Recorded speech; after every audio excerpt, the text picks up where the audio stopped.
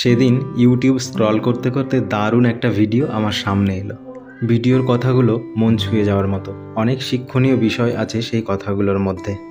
আমাদের শরীর যেমন খারাপ হয়, মনও কিন্তু বিভিন্ন কারণে কখনো কখনো খারাপ হয়।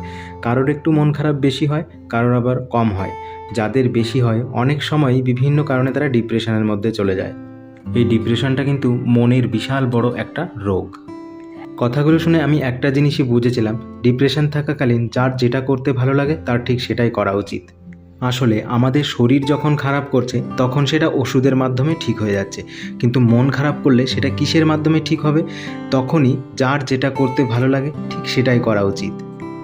আর এই গার্ডেনিংটা কিন্তু মন খারাপ ঠিক করার একটা দারুণ মাধ্যম হতে পারে। তবে এই মুহূর্তে আমি গার্ডেনিং করছি বা কথাগুলো বলছি বলে যে আমি ডিপ্রেশনে আছি সেটা কিন্তু নয়। আসলে গার্ডেনিংটা আমার ছোটোবেলা থেকেই খুবই ভালো লাগে। আর তাছাড়া সারাদিন কাজকর্মের পরে যে ক্লান্তি ভাবটা থাকে, গার্ডেনিং করার পর সেটা এক মুহূর্তেই কেটে যায়। আজকের ভিডিওটা তোমাদের যদি ভালো লেগে থাকে অবশ্যই কিন্তু কমেন্টে জানাবে।